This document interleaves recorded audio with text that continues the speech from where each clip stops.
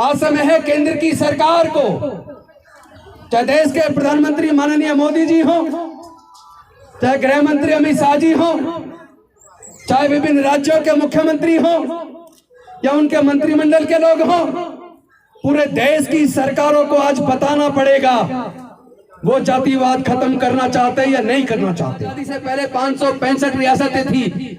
ऐसे बिखरे हुए देश को एकजुट करके एक यूनाइटेड भारत के रूप में, एक राष्ट्र के रूप में अगर किसी ने एकजुट किया और उसको संरक्षित और सुरक्षित रखने का काम किया तो वो डॉक्टर बाबा साहेब अम्बेडकर के। जाति में बटे हैं और अपनी अपनी जाति को जोड़ रहे हैं, तो तुम्हें कोई हक नहीं है जातिवाद के खिलाफ।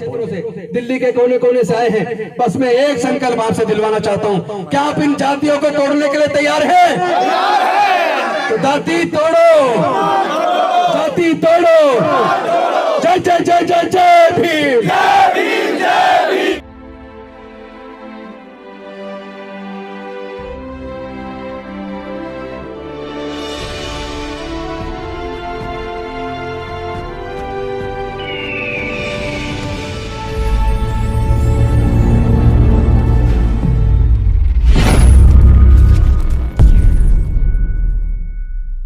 आज हमें तय करना होगा कि भारत से छुआछूत खत्म होगी या नहीं होगी, भारत से जातिवाद खत्म होगा या नहीं होगा। आज समय है केंद्र की सरकार को, चाहे देश के प्रधानमंत्री माननीय मोदी जी हो, चाहे गृह मंत्री अमित शाह जी हो, चाहे विभिन्न राज्यों के मुख्यमंत्री हो या उनके मंत्रिमंडल के लोग हो, पूरे देश की सरकारों को आज बताना पड़ेगा वो जातिवाद खत्म करना चाहते हैं या नहीं करना चाहते, वो छुआछूत मुक्त भारत बनाना चाहते हैं या नहीं बनाना चाहते। पूरा देश आज आजादी का 75वां अमृत महोत्सव मना रहा है, लेकिन मैं अपने समाज के इन युवाओं से, इन बहनों से पूछना चाहता हूं, क्या आप लोगों के हिस्से में आजादी आई है? नहीं। क्या आप अपने आप को आजाद महसूस करते हैं? नहीं। क्या आज भी हमारी बहन बेटियों की इज्जत नहीं लूटी जाती? क्या आज भी हमारे भाइयों का जाति पूछकर कत्ल नहीं किया जाता? किया जाता है। क्या आज भी देश के संसाधनों में हमें हिस्सा मिला है? बिल्कुल नहीं मिला। तो अगर भारत आजाद हुआ है और 75वीं वर्षगांठ आजादी की मना रहा है, तो उसकी तरक्की में देश के दलितों, पिछड़ों, आदिवासियों का हिस्सा कहां है? देश के प्राकृतिक संसाधनों में हमारा हिस्सा कहां है? भला हो डॉक्टर बाबा साहेब अम्बेडकर का, जिन्होंने 3500 साल की गुलामी को तोड़कर देश के अनुसूचित जाति, जनजाति, पिछड़े वर्ग के लोगों को न केवल आजाद करा, बल्कि जो धर्मशास्त्रों में लिखकर 3500 साल तक हमारे पढ़ने लिखने पर धार्मिक बंदिश थी, 3500 साल तक हमारे व्यापार करने पर धार्मिक बंदिश थी, 3500 साल तक हमें संपत्ति इकट्ठा करने पर भी धार्मिक बंदिश थी। सोच के देखोगे डॉक्टर बाबा साहेब अम्बेडकर इस 3500 साल की गुलामी से हमें मुक्ति न दिलाते, अगर वो स्कूलों में, कॉलेजों में हमारे लिए पढ़ने की व्यवस्था न करते, अगर वो रिजर्वेशन की व्यवस्था करके हमारे लिए सरकारी नौकरियों की व्यवस्था ना करते, अगर वो हमारे वोट का अधिकार सुनिश्चित ना करते, अगर संविधान के माध्यम से, संवैधानिक रूप से हमें सारे हक और अधिकार ना देते, तो क्या हम आजाद हो पाते? आज जो हमारे घरों में थोड़ी बहुत खुशहाली नजर आती है, थोड़ी बहुत तरक्की नजर आती है, वो केवल और केवल डॉक्टर बाबा साहब अम्बेडकर की कुर्बानी और बलिदान की वजह से है।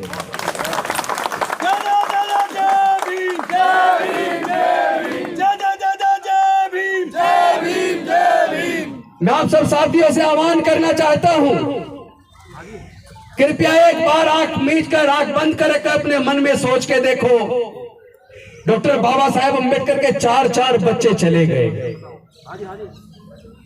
जिस पिता के 4 बच्चे छोटी सी उम्र में इलाज के अभाव में मर जाए, वो आदमी टूट जाता है, लेकिन डॉक्टर बाबा साहेब अम्बेडकर टूटे नहीं।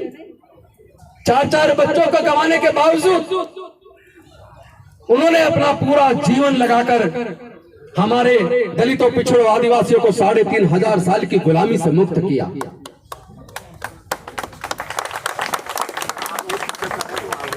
मुझे याद आता है 1956 के अंदर 18 मार्च को आगरा के अंदर डॉक्टर बाबा साहेब अम्बेडकर ने समाज के लोगों से कहा था कि मैं अकेला इतनी बड़ी बड़ी डिग्रियां लेने के बाद, पढ़ने के बाद आया और मैंने समाज की तकलीफ दूर करने के लिए अपना पूरा जीवन लगाकर अपने लोगों के अधिकार सुनिश्चित किए।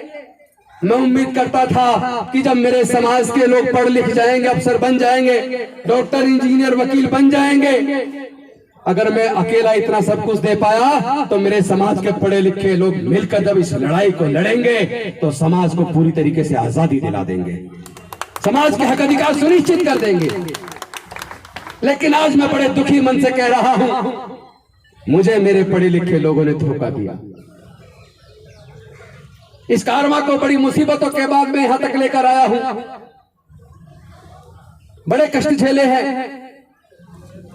मैं उम्मीद करता हूं अपने समाज के लोगों से कि मेरे बाद इस कारवा को किसी भी तरीके से आगे लेकर जाएं, और अगर आगे ना ले जा पाए तो कम से कम यही छोड़ देना, यहां रोक के रखना, पीछे मत जाने देना। लेकिन क्या यह सच नहीं है? कारवा आगे जाने की बजाय और जहां तक डॉक्टर बाबा साहेब अम्बेडकर लेकर आए वहां तक रुकने की बजाय कारवा पीछे चला गया। पहले लाखों लाखों लोगों की नौकरियां लगती थी, हर विभाग में हजारों हजारों वैकेंसी निकलती थी, रोस्टर पॉइंट में पहली वैकेंसी एससी को जाती थी। लेकिन आज पहली वैकेंसी जनरल को, दूसरी जनरल को, तीसरी जनरल को, चौथी ओबीसी को, पांचवी जनरल को, छठी जनरल को, अगर 7 वैकेंसी निकलती है तब 1 वैकेंसी एससी को जाती है। 15 वैकेंसी निकलती है तो 2 एससी को, 1 एसटी को जाती है, 4 ओबीसी को जाती है। अगर 13 वैकेंसी निकलती है तो 13 वैकेंसी में से 2 एससी को जाती है, 13 में से एक एससी को जाती है, 2 ओबीसी को जाती है, 10 वैकेंसी जनरल को जाती है। कहने को कहते हैं 49.5% रिजर्वेशन है, कहां है 49.5%? इतना बड़ा धोखा हमारे आंखों के सामने हो रहा है और हमारे समाज के लोग चुप बैठे हैं। अरे जब डॉक्टर बाबा साहब अम्बेडकर संविधान लिख रहे थे और इस बात पे चर्चा शुरू हुई, अंग्रेज जाने वाले हैं, अब हम अपनी सरकार चुनेंगे तो वोट का अधिकार देना किस किस को मिलना चाहिए? ज्यादातर संविधान सभा के सदस्य इस फेवर में थे कि वोट का अधिकार केवल जो इनकम टैक्स पे करते हैं, जो बड़े जमींदार हैं या जो ग्रेजुएट हैं, केवल उनको वोट का अधिकार मिलना चाहिए। तब डॉक्टर बाबा साहेब अम्बेडकर जी ने सोचा, जब धर्म शास्त्रों में लिखकर 3,500 साल तक हमारे लोगों को पढ़ने ही नहीं दिया, धार्मिक बंदिश लगा के रखी, तो हमारे लोग ग्रेजुएट कहां से बनते? इसका मतलब हमारे लोगों को तो वोट का अधिकार मिलेगा नहीं। जब हमारे लोगों को संपत्ति रखने पर, व्यापार करने पर धार्मिक बंदिश थी, तो फिर हमारे लोगों के पास संपत्ति कहां से आती, जमीन कहां से आती, वो इनकम टैक्स पे ही कहां से बनते?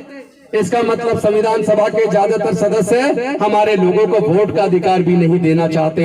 लेकिन डॉक्टर बाबा साहेब अम्बेडकर संविधान सभा के सामने अड़ गए और उन्होंने कहा कि वोट का अधिकार भारत में रहने वाले सभी लोगों को, चाहे किसी भी जाति, किसी भी धर्म के, अमीर हो या गरीब हो, मजदूर हो या किसान हो, सभी को बराबर रूप से मिलेगा। लेकिन आप सोच के देखो, अगर वोट का अधिकार हमारे लोगों को ना मिला होता, केवल ग्रेजुएट को, इनकम टैक्स पेई को, बड़े बड़े जमींदारों को मिला होता, तो क्या हमारे लोगों के लिए स्कूल अस्पताल बनते? जो हमारे क्षेत्रों में थोड़ी बहुत खुशहाली आई, क्या वो आती? नहीं आती ना। लेकिन हमने बाबा साहेब की कुर्बानी को बर्बाद कर दिया। हमारी बहन बेटियों की इज्जत लूट रही है, हमारे घर जलाए जा रहे हैं। मूंछ रखने मात्र पे जितेंद्र मेघवाल की फरवरी मार्च के महीने में राजस्थान के पाली में हत्या कर दी गई, क्योंकि वो मूंछ रखता था, सुंदर दिखता था, सोशल मीडिया पे अपनी फोटो डालता था।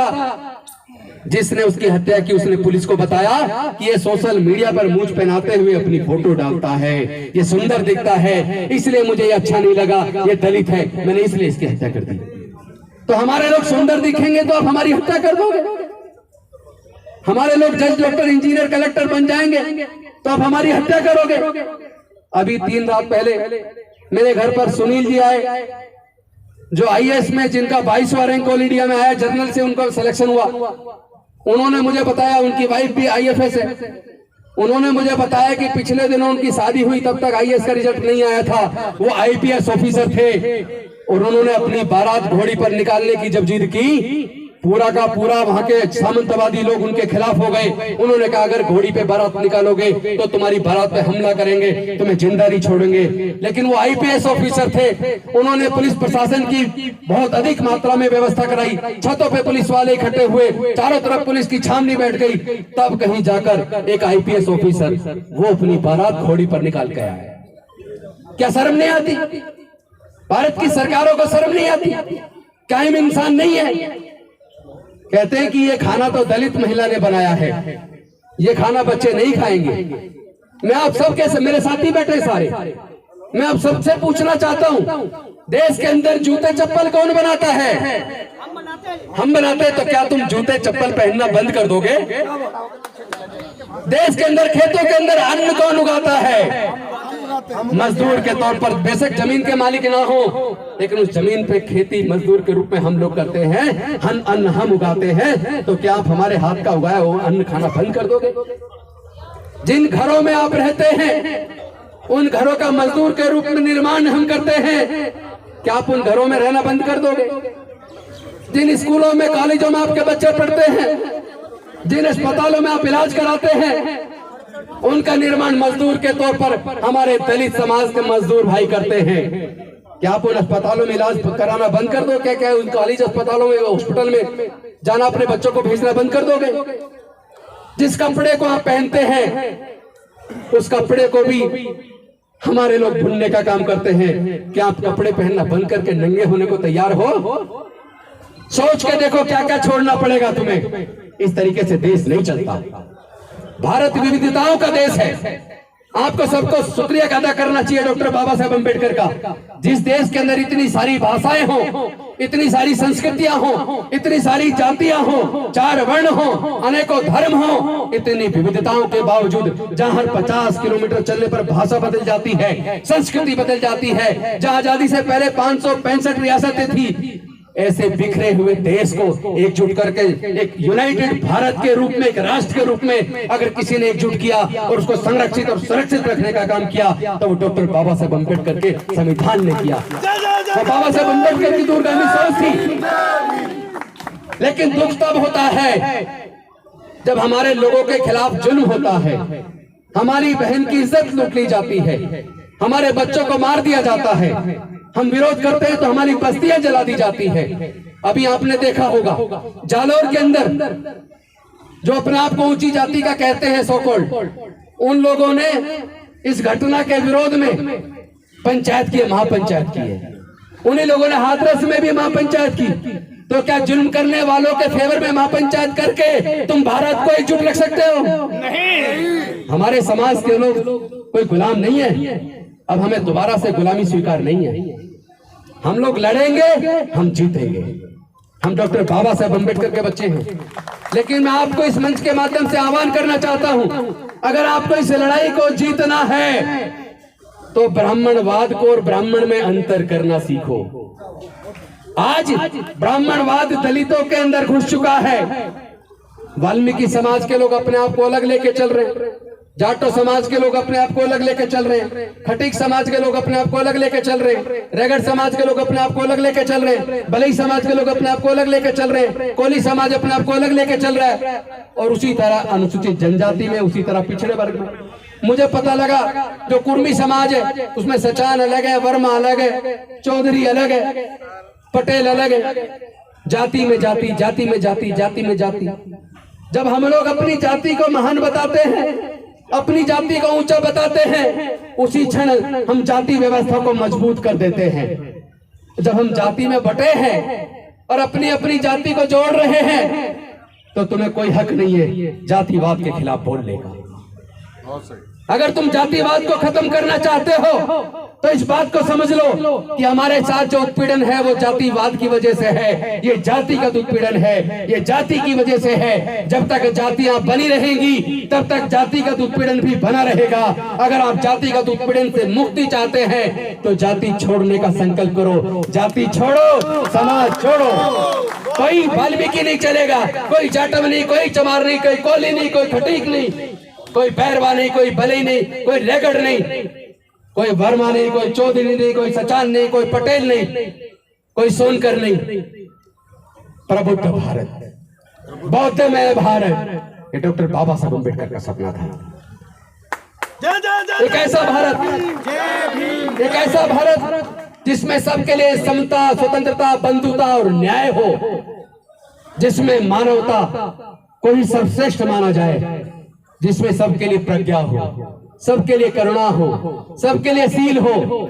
वो डॉक्टर बाबा साहेब अम्बेडकर ये बात समझ गए थे। जब तक हम जातियों में बटे रहेंगे तब तक हम जातिगत उत्पीड़न का शिकार होते रहेंगे। इसीलिए उन्होंने संकल्प किया था कि मैं भारत को बौद्धमय करूंगा। पहले 21 साल तक हिंदू धर्म में सुधार की कोशिश करते रहे। उन्होंने कोशिश की कि हिंदू धर्म में से जातिवाद खत्म हो जाए, लेकिन जब 21 साल के बाद उन्हें लगा कि हिंदू धर्म में वर्ण व्यवस्था और जातिवाद खत्म होने का नाम नहीं ले रहा, तब उन्होंने संकल्प किया मैं भारत को बौद्धमय करूंगा। और 14 अक्टूबर 1956 को डॉक्टर बाबा साहब अम्बेडकर ने लाखों अनुयायियों के साथ बौद्ध धर्म की दीक्षा ली। उन्होंने कहा जिस प्रकार अनेकों नदियां अलग अलग नाम से जानी जाती हैं, समुद्र में गिरने के बाद वो अपनी पहचान खो देती है। समुद्र में से कोई पानी निकाल कर क्या ये बता सकता है कौन सी नदी का पानी है? बताइए आप लोग, क्या समुद्र में से कोई पानी निकाल के बता सकता है कि ये किस नदी का पानी है? नहीं बता सकता ना। उसी प्रकार डॉक्टर बाबा साहेब अम्बेडकर ने सोचा वो सब समुद्र कहलाता है। उसी तरह ये सारी जातियां अपनी जातियों को छोड़कर जब बौद्ध बन जाएंगे, जब वो मानवता को सर्वश्रेष्ठ मानेंगे, जब आपस में प्यार पैदा करेंगे, आपस में भाईचारा पैदा करेंगे, अपने अंदर के जातिवाद को खत्म करके इंसान बन जाएंगे, बौद्ध बन जाएंगे, तब भारत बौद्ध में बनेगा। देश का 85% समाज जब बौद्ध हो जाएगा फिर किसी की हिम्मत नहीं है जो हमारी बहन बेटी की तरफ आंख उठा के देख ले। मैं आह्वान करना चाहता हूं उन लोगों से भी जो मानवता पसंद है, चाहे वो किसी भी वर्ण के हो, चाहे वो ब्राह्मण हो, क्षत्रिय हो, वैश्य हो या कोई भी हो, जो मानवता पसंद है, जो बुराई के खिलाफ बोलना चाहता है, जो इंसानियत को चाहता है, जो जुल्म के खिलाफ बोलना चाहता है, वो अपनी जातियों को छोड़ के एकजुट होने की बात करो और बुराई का विरोध करना सीखो। अगर आप बुराई का विरोध नहीं करेंगे, अगर आप बुराई के साथ अपनी जाति की वजह से एक साथ खड़े हो जाएंगे तो देश कमजोर हो जाएगा। लेकिन डॉक्टर बाबा साहब अम्बेडकर के बच्चे हैं हम 85% लोग डॉक्टर बाबा साहब अम्बेडकर को, बुद्ध को मानने वाले लोग हैं। हम संत गुरु रविदास वाल्मीकि जी को मानने वाले लोग हैं। हम ज्योतिबा फूले जी, साहू जी महाराज को मानने वाले लोग हैं। हम पेरियार को मानने वाले लोग हैं। हम लोग इन जातियों को खत्म करेंगे और एकजुट होकर एक ऐसे समाज का निर्माण करेंगे जहाँ सबके अंदर मानवता हो, भाईचारा हो। और हम लोग डॉक्टर बाबा साहब अम्बेडकर के संविधान से प्यार करते हैं।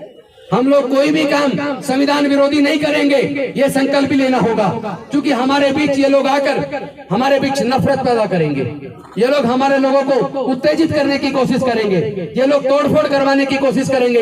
लेकिन ध्यान रखना, जो लोग तोड़फोड़ करते हैं, जो सार्वजनिक संपत्ति को जलाते हैं, जो सरकार के संसाधनों को जलाते हैं, उन लोगों के खिलाफ मुकदमा बना के जेल में डाल दिया जाता है। और फिर मुकदमे बना के हमारे लोगों को भी झूठे केस बना के जेल में डाल दिया जाएगा। ये लड़ाई हथियार से नहीं लड़ी जा सकती, ये लड़ाई लाठी गोली से, तलवार से नहीं लड़ी जा सकती। ये विचारधारा की लड़ाई है, ये विचारधारा से लड़ी जाएगी। हम जातियों को खत्म करके समाज को जोड़ेंगे और डॉक्टर बाबा साहब अम्बेडकर की जो विचारधारा है उस विचारधारा से इस लड़ाई को लड़ेंगे। हम जानते हैं इस विचारधारा के दम पर हम लड़ेंगे, हम जीतेंगे। लेकिन एक ही सूत्र है, जीतने का केवल एक सूत्र है, किसी भी सूरत में हम लोग संविधान के खिलाफ काम नहीं करेंगे, क्योंकि संविधान हमारे बाबा साहब डॉक्टर भीमराव अम्बेडकर ने बनाया है। हम शांतिपूर्ण तरीके से, अपनी एकजुटता से, संवैधानिक तरीके से, लोकतांत्रिक तरीके से अपनी लड़ाई को लड़ेंगे। हमें एक काम और करना है, अपनी वोट की कीमत को पहचानना है। जो लोग हमारे वोट को शराब की बोतल में खरीदते हैं, 1000-2000 रुपए में खरीदते हैं, 10-5 किलो अनाज में खरीदते हैं, उसके बाद पूंजीपतियों के हाथों देश को बेच देते हैं और हमारी बहन बेटियों की इज्जत लूटते हैं, हमारे भाइयों का कत्ल करवाते हैं, कत्ल करने वालों को जेल में से छुड़ाते हैं, उनके गले में माला डालते हैं। शर्म नहीं है तुम लोगों को? ये कैसा आजादी का अमृत महोत्सव है? हमें स्वीकार नहीं है। ऐसी आजादी हमें स्वीकार नहीं है जहाँ भाईचारा ना हो, जहाँ बराबरी ना हो, जहाँ बहनों की इज्जत लूटी जाती हो, जहाँ भाइयों का कत्ल किया जाता हो। ऐसी आजादी हमें नहीं चाहिए। हमें ऐसी आजादी चाहिए स्वीकार नहीं है। अरे मीडिया भी सुना, ऐसी आजादी स्वीकार नहीं है। हमें भाईचारा चाहिए, हमें मानवता चाहिए, हमें संवैधानिक अधिकार चाहिए, हमें देश के संसाधनों में हिस्सेदारी और भागीदारी चाहिए। जल, जंगल, जमीन, इंडस्ट्री, ट्रेड, बिजनेस, हर क्षेत्र में हिस्सेदारी भागीदारी चाहिए। इससे एकदम कुछ स्वीकार नहीं है। हम अपनी लड़ाई को लड़ेंगे, लेकिन लड़ाई का सूत्र ध्यान रखना, अगर आप अपनी अपनी जातियों को इकट्ठा मजबूत करते रहेंगे, अपनी जाति को ऊंचा बताएंगे और आपस में जातिवाद करेंगे तो हम हमेशा हारेंगे। 3500 साल क्या, आगे के 3500 साल और भी लग जाएं तो भी ये हमारा जातिगत उत्पीड़न खत्म होने वाला नहीं है। इसका एक ही तरीका है, हम लोग एकजुट हो जाएं, अपनी जातियों को खत्म कर दें और बाबा साहब का जो सपना था प्रबुद्ध भारत का, प्रबुद्ध भारत बनाने के सपने को पूरा करेंगे। और आने वाले 5 अक्टूबर को डॉक्टर बाबा साहब अम्बेडकर के भवन पर हम लोग अपने बुजुर्गों की सांस्कृतिक विरासत में, बुद्ध के धम्म में वापसी करने का काम करेंगे। इन्हीं शब्दों के साथ मैं अपनी वाणी को यह कहते हुए विराम देता हूं। मेरे साथी उमेश सिंह गौतम जी, मेरे साथी के.पी. चौधरी जी, निगम साहब, आर्या साहब, हमारे विधायक सुरेंद्र जी, राजेंद्र जी, हमारे सारे लोग, हमारे देखो लखनऊ से मेजर शेखर भी आए हैं, उनके साथ भी टीम आई है, वर्मा जी भी आए हैं, अभिषेक जी भी आए हैं, श्यामलाल जी भी आए हैं और हरियाणा से भी काफी लोग हैं, आसपास के क्षेत्रों से, दिल्ली के कोने कोने से आए हैं। बस मैं एक संकल्प आपसे दिलवाना चाहता हूं, क्या आप इन जातियों को तोड़ने के लिए तैयार हैं? तो जाति तोड़ो, जाति तोड़ो, जाति तोड़ो, जाति तोड़ो, जाति तोड़ो। जय जय जय जय जय भीम, जय जय जय जय जय भीम, जय जय जय जय जय भीम। बहुत बहुत धन्यवाद। नमो बुद्धाय, जय भीम। बौद्ध धर्म की क्या पहचान?